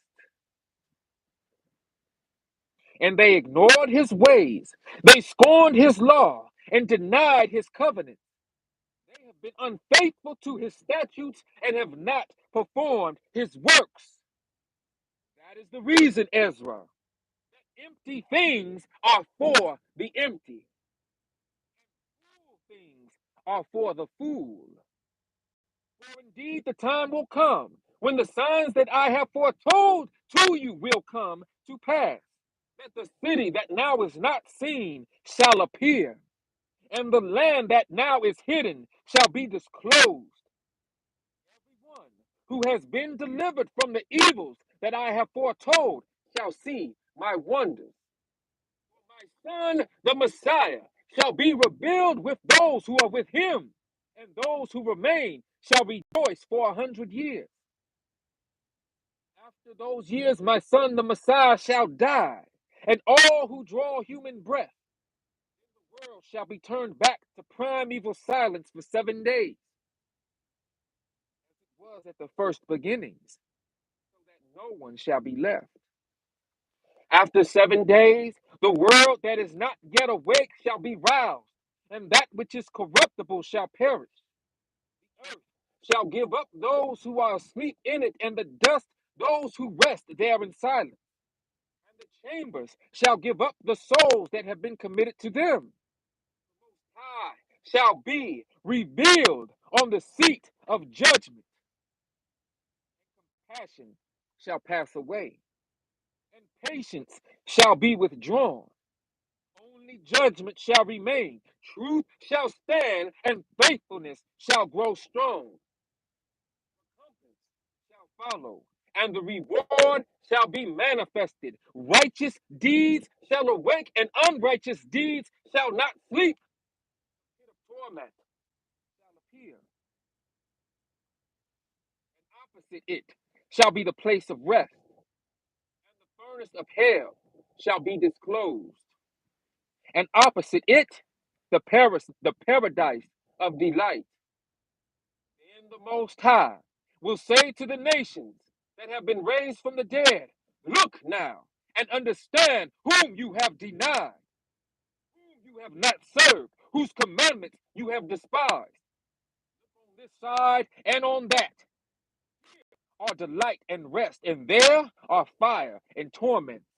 Thus he will speak to them on the day of judgment, a day that has no sun or moon or stars or cloud or thunder or lightning or wind or water or air or darkness or evening or morning or summer or spring or heat or winter or frost or cold or hail or rain or dew or noon or night or dawn or shining or brightness or light, only the splendor of the glory of the Most High, which all shall see what has been destined.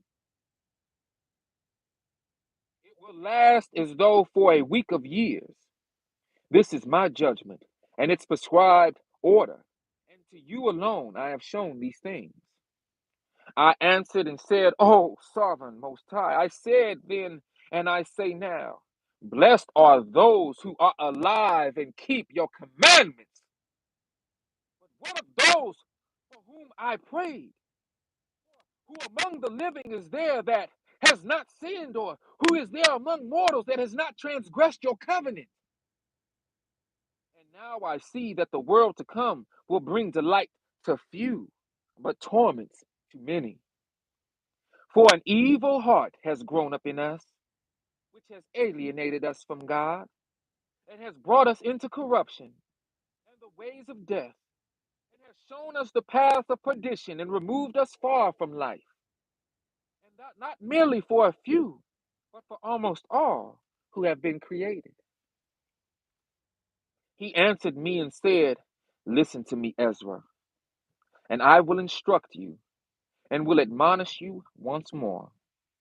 For this reason, the Most High has made not one world, but two. Inasmuch as you have said that the righteous are not many, but few, while the ungodly abound, hear the explanation for this. Hope y'all are listening. If you have just a few precious stones, will you add to them lead and clay? I said, Most High, how could that be? And he said to me, not only that, but ask the earth, and she will tell you. Defer to her, and she will declare it to you. Say to her, you produce gold and silver and bronze, and also iron and lead and clay. But silver is more abundant than gold, and bronze than silver, and iron than bronze, and lead than iron, and clay than lead. Judge therefore which things are precious and desirable, those that are abundant, those that are rare. I said, O sovereign Most High, what is plentiful is of less worth, for what is more rare is more precious. He answered me and said, consider within yourself what you have thought. For the person who has what is hard to get rejoices more than the person who has what is plentiful. So also will be the judgment that I have promised. For I will rejoice over the few who shall be saved, because it is they who have made my glory to prevail now. Through them, my name has been honored. All praise to the Most High, y'all. I will not grieve over the great number of those who perish. They who are now like a mist, similar to a flame and smoke, set on fire and burned hotly, extinguished. So many of our people don't know what's going on right now. Excuse me. I know the Most High said he ain't going to be grieved. The very people that I said hated on you, knocked you down, gossiped on you, are the same people who are clamoring and chasing after the things of this world. They are the same people who are chasing after that plentiful thing. But the Most High just told us, consider within yourself what you have thought. For the person who has what is hard to get rejoices more than the person who has what is plentiful. I think about all those folks who got all the money, all the millions, all the billions. They have what is plentiful, but their lives have been destroyed.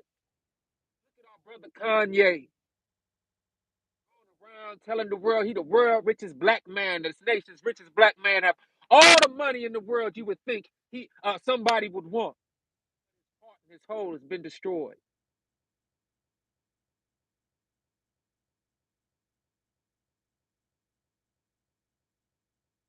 Look at the world's richest people moving around in service to the wicked one.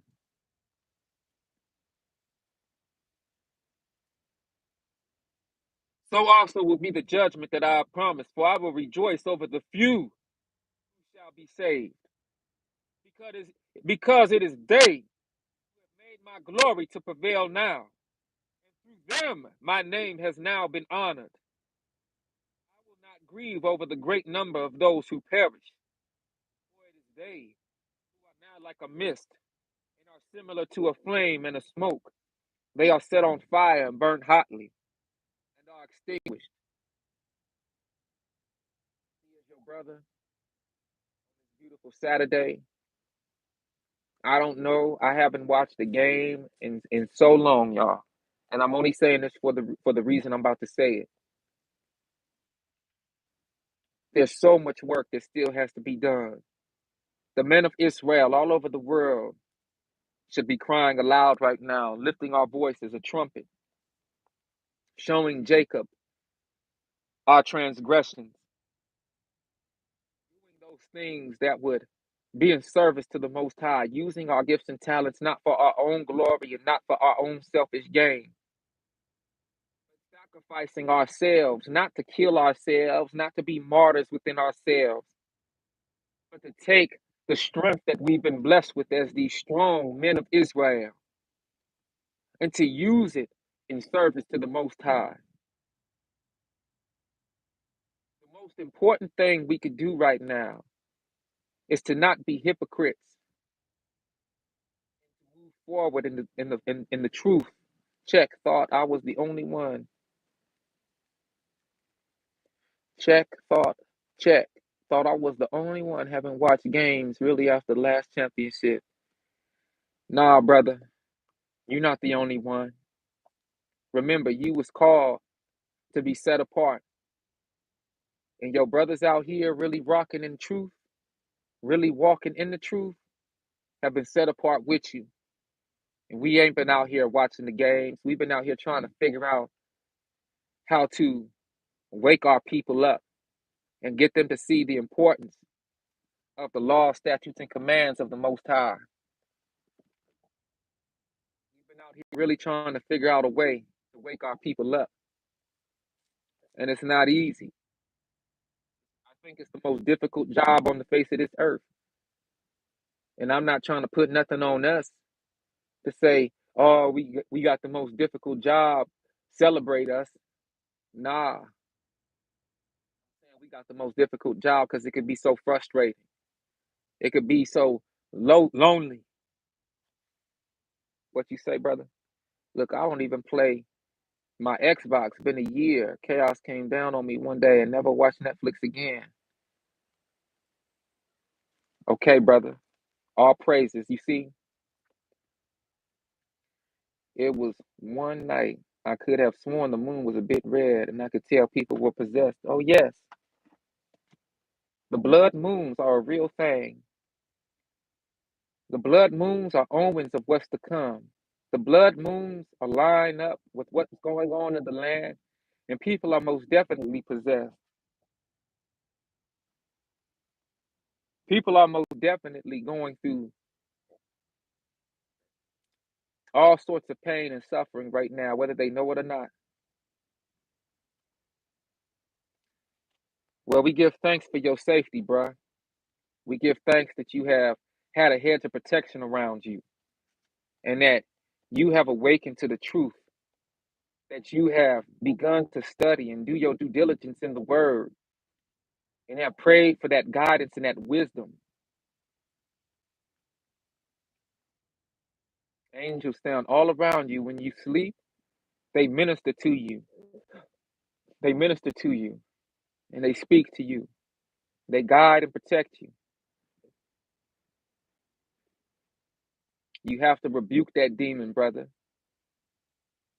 You have to rebuke your demon. And you have to remind that demon that you are a child of the Most High. That's how you rebuke the demon.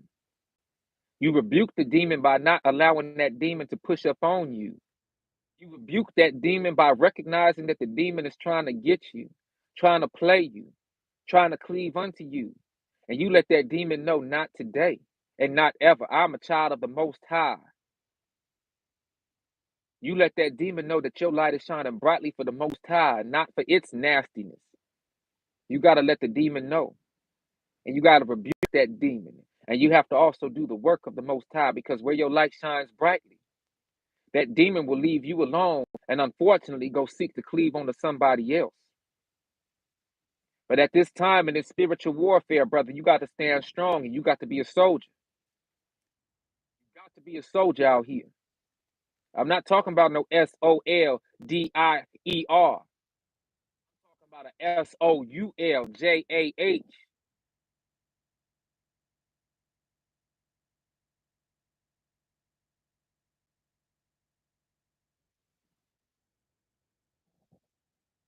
You have to consecrate your room, brother. You have to consecrate your room by praying through it and over it all times. Consecrate your room by praying the light of the Most High in every nook, corner, and cranny of your place. I know, in the other person's room. I know. But you praying a hedge of protection around your room so it don't seep down through the ceiling into yours. You hear what I'm saying? Because as long as you have the Almighty's everlasting arm around you and that divine protection around you, that divine hedge of protection around you, oh, that devil and that demon could get to knocking and banging and bapping. It's gonna do what it do to try to break in. Think about a demon that's in a crate trying to break out. Let me out. As long as you don't open that door to it, you fine. Yeah, as long as you don't open that door to it, you fine. When you let it in, all right, well, if it sounds like Goliath, you be like David then. If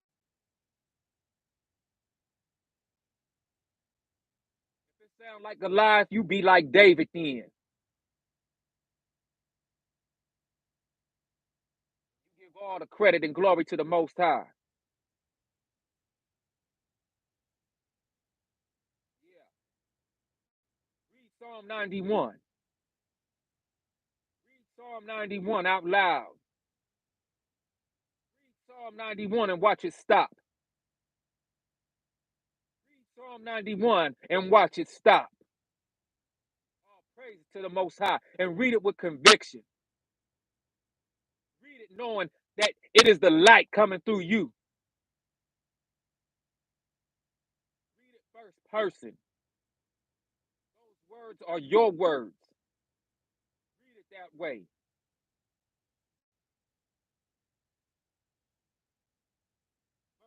22 of Second Ezra. I replied and said, O earth, what have you brought forth? The mind is made out of the dust like the other created things. For it would have been better if the dust itself had not been born, so that the mind might not have been made from it.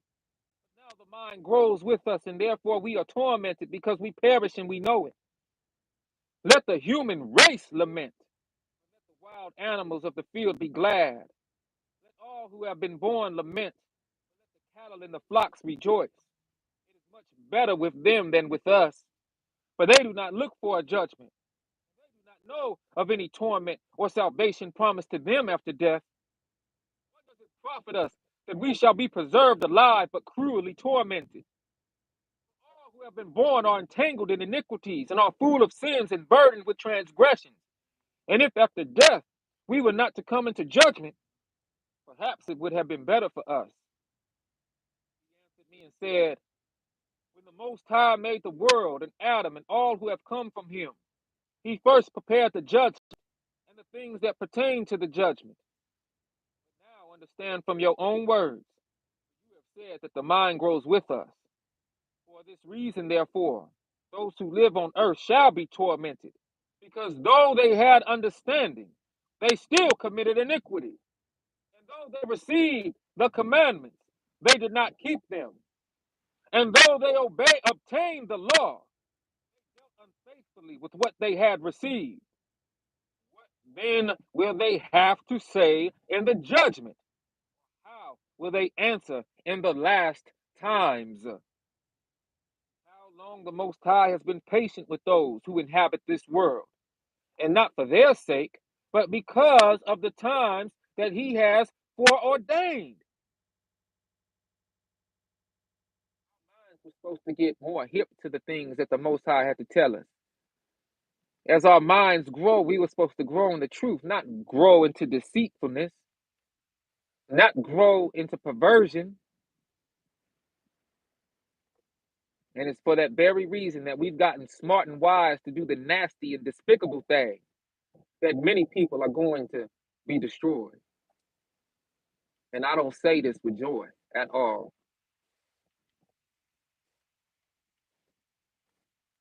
It's such a shame. But it's for these revelations and these realizations that you will come into that many will hate you. Because you have made an effort in yourself to begin to do the right thing. Many will despise you. Many will talk about you. Many will look at you in contempt. And many will make themselves your enemy because of it.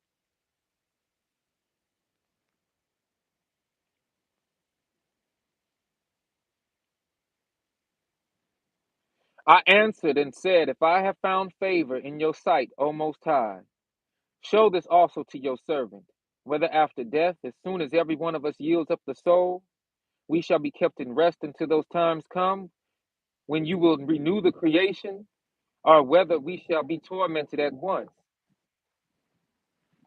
He answered me and said, I will show you that also, but do not include yourself with those who have shown scorn, or number yourself amongst those who are tormented. For you have a treasure of works stored up with the Most High, but it will not be shown to you until the last times. This is why it's so important for us to get out into the world and cry aloud.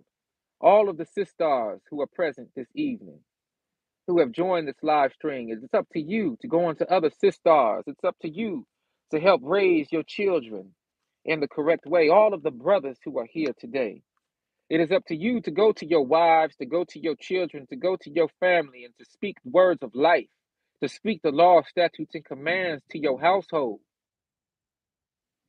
May it begin in your household first.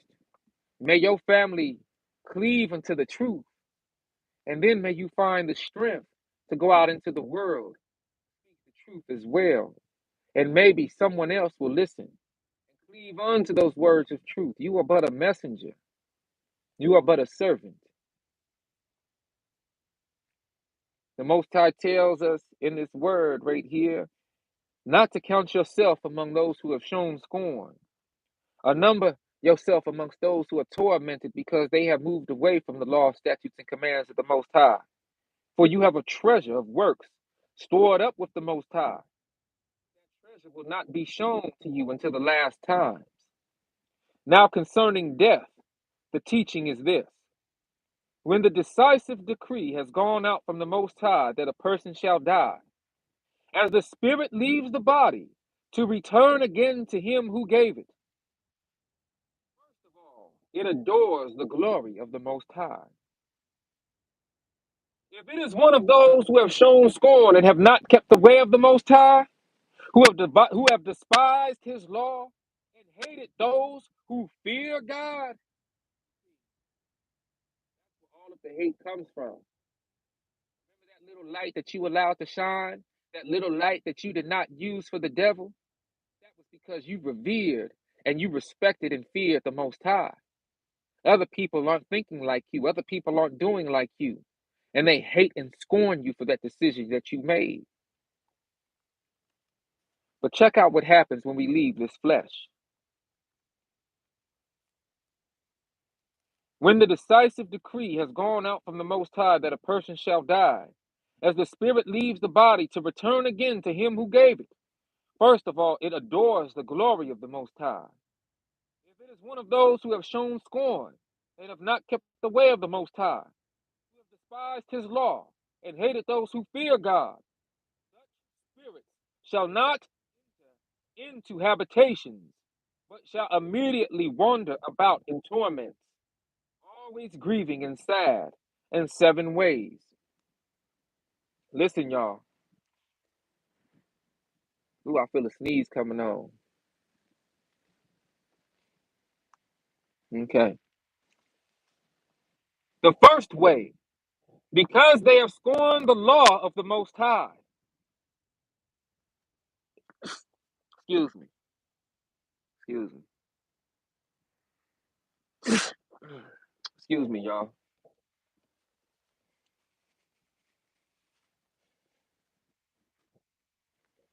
The first way, because they have scorned the laws of the Most High. Seeing why keeping the law, statutes, and commands is so important yet? The second way, because they cannot now make a good repentance so that they may live. Once we leave this earthly flesh, we can no longer seek repentance. It's too late. How many of y'all have read this section out of the book of Second Ezra? How many of y'all have read the book of Second Ezra before? This is some interesting information, isn't it? Well, if you were not here today to hear this, you might not have heard this before.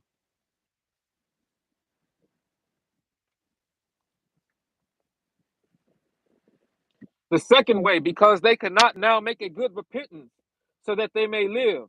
The third way, see the reward laid up for those who have trusted the covenants of the Most High. The fourth way, they shall consider the torment laid up for themselves in the last days. The fifth way, they shall see how the habitations of the others are guarded by angels in profound quiet. The sixth way, they shall see how some of them will cross over into torments.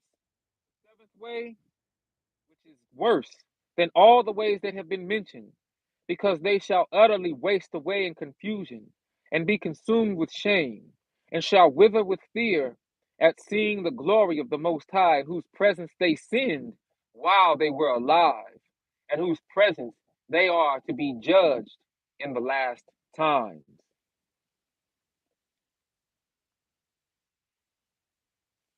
Thank you. Verse 88. Now this is the order of those who have kept the ways of the Most High, when they shall be separated from their mortal body. During the time that they lived in it, they laboriously served the Most High, and withstood danger every hour, so that they might keep the law of the lawgiver perfectly.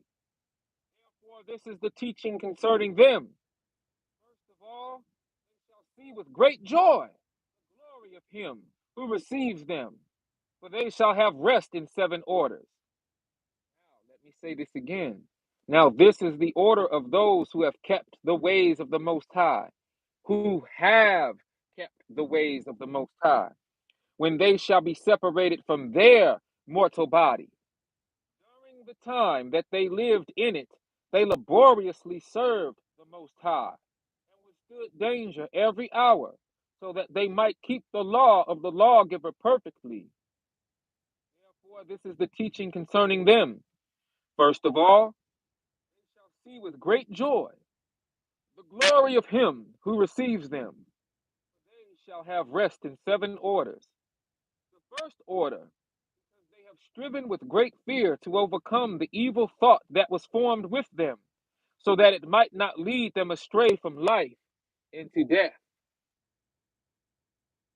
The second order, because they see the perplexity in which the souls of the ungodly wander, and the punishment that awaits them.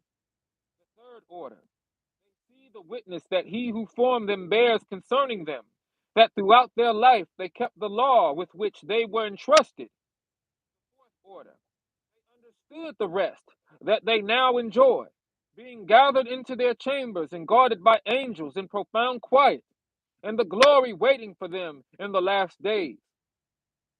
The fifth order, they rejoice that they have now escaped what is corruptible and shall inherit what is to come. And besides, they see the straits and toil from which they have been delivered, and the spacious liberty that they are to receive and enjoy in immortality. The sixth order, when it is shown them how their face is to shine like the sun. Oh, wow. And the sun is shining on my face as I look up to see if anybody has left a comment. All praises to the Most High.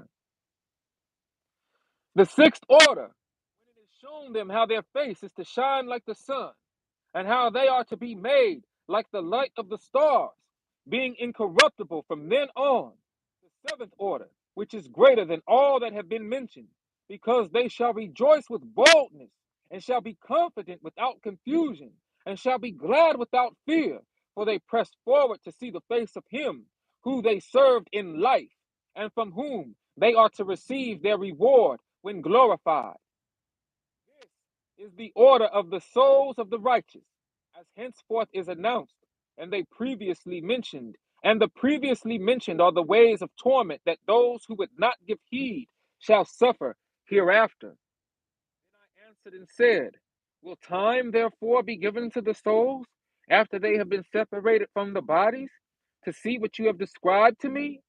He said to me, they shall have freedom for 7 days, so that during these 7 days they may see the things of which you have been told, and afterwards they shall be gathered in their habitations.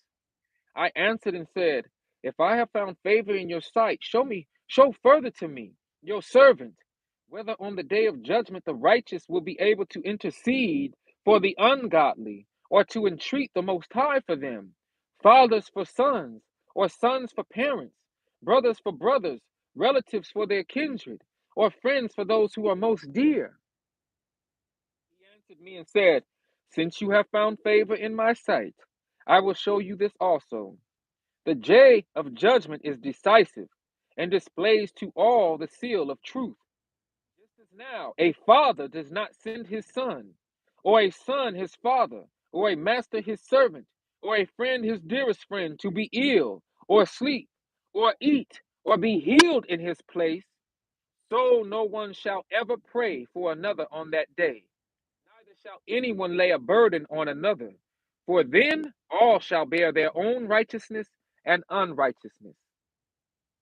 I answered and said, how then do we find that first Abraham prayed for the people of Sodom, and Moses for our ancestors who sinned in the desert, and Joshua after him for Israel in the days of Achan, and Samuel in the days of Saul, and David for the plague, and Solomon for those at the dedication, and for Elijah for those who received the rain, and for the one who was dead that he might live, and Hezekiah, for the people in the days of Sennacherib, and many others prayed for many. So if now, when corruption has increased and unrighteousness has multiplied, the righteous have prayed for the ungodly, Why will it not be so then as well? He answered me and said, this present world is not the end. Present world is not the end. The full glory does not remain in it. Therefore, those who were strong prayed for the weak. But the day of judgment will be the end of this age and the beginning of the immortal age to come, and which corruption has passed away. Sinful indulgence has come to an end. Unbelief has been cut off, and righteousness has increased, and truth has appeared. Therefore, no one will be then able. Therefore, no one will then be able to have mercy on someone who has been condemned in the judgment, or to harm someone who is victorious. I answered and said, this is my first and last comment. It would have been better if the earth had not produced Adam, or else when it had produced him, had restrained him from sinning. For what good is it to all that they live in sorrow now and expect punishment after death? Oh, Adam, what have you done? For though it was you who sinned, the fall was not yours alone, but ours also, who are your descendants. For what good is it to us if an immortal time has been promised to us, but we have done deeds that bring death? And what good is it that an everlasting hope has been promised to us, but we have miserably failed? Or that safe and healthful habitations have been reserved for us, but we have lived wickedly? Or that the glory of the Most High will defend those who have led a pure life, but we have walked in the most wicked ways? Or that a paradise shall be revealed, whose fruit remains unspoiled, and in which are abundance and healing, but we shall not enter it, because we have lived in perverse ways? Or that the faces of those who practice self control shall shine more than the stars, but our faces shall be blacker than darkness? For while we lived and committed iniquity, we did not consider what we should suffer after death. He answered and said, this is the significance of the contest, that all who are born on earth shall wage. Are y'all hearing this? This is the test, y'all. Everybody is confronted with the same temptations, just delivered and packaged in a different way. He answered and said, this is the significance of the contest, that all who are born on earth shall wage. If they are defeated, they shall suffer what you have said. If they are victorious, they shall receive what I have said. That's why I say, you will not give up. You will not give in. You was born a champion. You was made to win. I will not give up. I will not give in. I was born a champion. I was made to win. I will not give up. I will not give in. I was born a champion. I was made to win. I will not give up. I will not give in. I was born a champion. I was made to win. For this is the way of which Moses, while he was alive, spoke to the people, saying, choose life yourself, so that you may live. But they did not believe him, or the prophets after him, or even myself who have spoken to them. Therefore they shall not be therefore there shall not be grief at their destruction, as much as joy over those to whom salvation is assured. I answered and said, I know, O Most High, that the Most High is now called merciful, because he has mercy on those who have not yet come into the world, and gracious, because he is gracious to those who turn in repentance to his law, and patient, because he shows patience toward those who have sinned, since they are his own creatures, and bountiful, because he would rather give than take away, and abundant in compassion, because he makes his compassions abound more and more to those now living, and to those who are gone, and to those yet to come. For if he did not make them abound, the world, with those who inhabit it, would not have life. And he is called the giver, because if he did not give out of his goodness, so that those who have committed iniquities might be relieved of them, not 1/10,000th of humankind could have life. Did y'all hear that number? Not 1/10,000th of humankind could have life. And the judge, because if he did not pardon those who were created by this word, excuse me, and the judge, because if he did not pardon those who were created by his word and blot out the multitude of their sins, there would probably be left only very few of the innumerable multitude.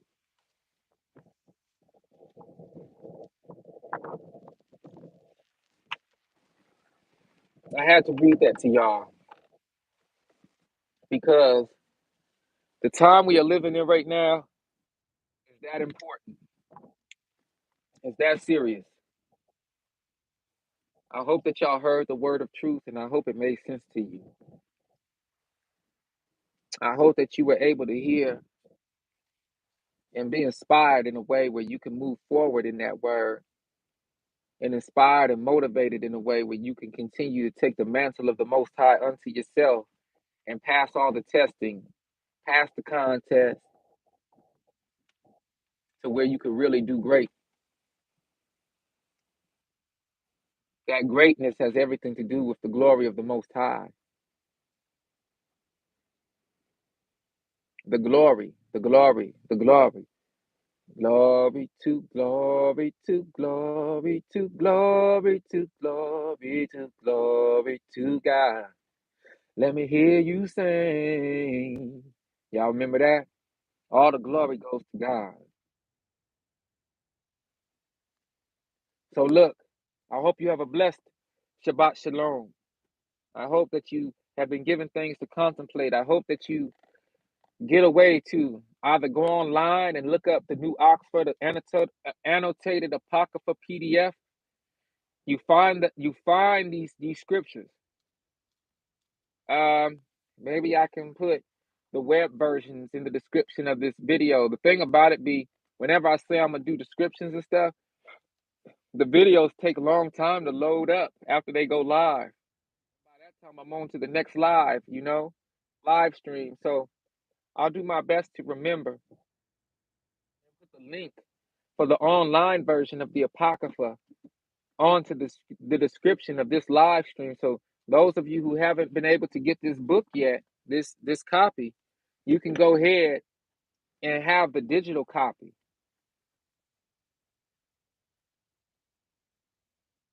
If you need to replay this live stream, obviously you know how to do that. But I just want to say I love y'all to life. I pray that you are moved into the right direction. I pray that you're able to take accountability in and of yourself and able to move in a way that is pleasing to the Most High. Have a blessed and beautiful Shabbat Shalom. I pray for your true freedom. Don't give up, y'all. Don't fall for the hate. Don't allow your heart to get cold. Stand strong in your purpose. It's your brother True Jew coming at you the only way I know how. Raw, real, and uncut. Thank y'all for spending time with me and allowing me to spend time with y'all. Remember to stay blessed always. Stay vigilant. Be a blessing to those whom you meet. And may those who you meet be a blessing to you.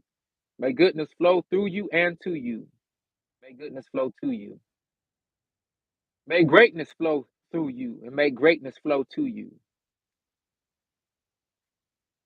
I love you to life always. Most High Mama and Papa willing, I'll be back with another one. But until then, y'all have a beautiful Shabbat Shalom. Gone.